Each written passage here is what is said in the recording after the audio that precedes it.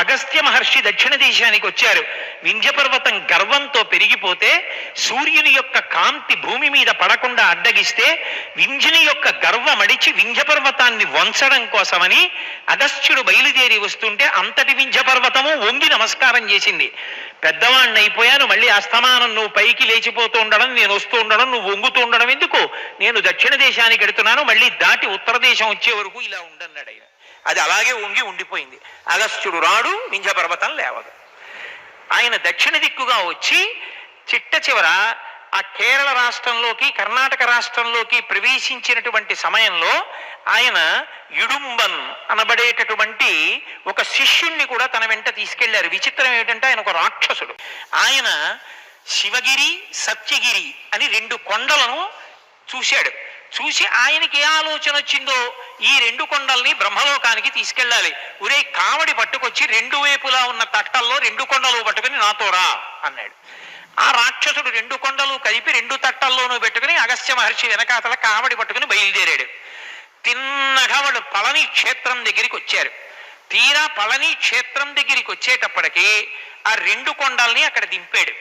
దింపి కాస్త బడలికగా ఉందని పడుకున్నాడు. అగస్త్య మహర్షి ముందుకు నడుస్తున్నాడు. ఆయన లావుగా పొట్టిగా ఉంటారంటారు, అందుకని నడుస్తున్నారు. కుంభ సంభవ, అమ్మవారి పొట్టి చూపుతో పోలుస్తారు మూకశంకరులు అగస్త్య మహర్షిని. అది ఎంత శక్తివంతమో అగస్త్యుడు అంత శక్తివంతుడు. ఆయన నడిచి ముందు వెళ్ళిపోతున్నారు. ఈ ఇడుంబన్ కాసేపు చెట్టు కింద పడుకుని లేచాడు. ఈలోగా బాలసుబ్రహ్మణ్యం పరమ వైరాగ్యమూర్తి అయి దండాయుధపాణి అయి ఇంద్రియములను శిక్షించి శాంతి పొందినటువంటి స్వామి ఓ కొండ మీద ఎక్కి కూర్చున్నాడు. ఈయన లేచి ఒక కొండ తట్టలో పెట్టుకుని రెండో కొండ పెట్టుకుందామంటే కదలటం లేదు. ఎందుకు కదలటం లేదని కొండ మీదకి చూశాడు. ఈ చిన్న పిల్లాడు కూర్చున్నాడు. ఒరే నువ్వు కూర్చుంటే కొండ కదలటం లేదు, దిగ ఉతలకి పో అన్నాడు. ఆయనకి కోపం వచ్చింది. నువ్వెవడు రా పమ్మడానికి అన్నారు. ఇద్దరికి మాట పెరిగింది. సత్తా చూసుకుందాం రమ్మన్నారు. ఇద్దరూ కలియబడ్డారు. సుబ్రహ్మణ్యుడి చేతిలో ఇడుంబన్ మరణించడం ఏమంత పెద్ద విశేషం. ఇడుంబన్ మరణించాడు. అగస్త్య మహర్షి వెనక్కి వచ్చారు. వెనక్కి వచ్చి చూశారు. అయ్యయ్యో వాడు నా శిష్యుడయ్యా, నేనే తెమ్మన్నాను కొండలు తట్టలో పెట్టి, నువ్వు సంహారం చేసేసావే అన్నారు. నీ అంతటి వాడు అడిగాడు కాబట్టి ఇడుంబన్ని బతికిస్తానని బ్రతికించారు.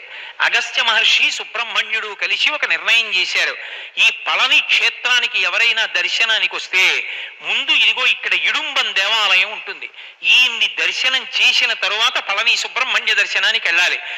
పళని సుబ్రహ్మణ్యుడిది ఒక విశేషం. అలాంటి మూర్తిని నిర్మాణం చేసి ప్రతిష్ఠ చెయ్యాలి అని కొడైకెనాల్లో కొండకి ఒక సుబ్రహ్మణ్య దేవాలయం కట్టారు. అక్కడ కూడా పళని దేవాలయం ఎలా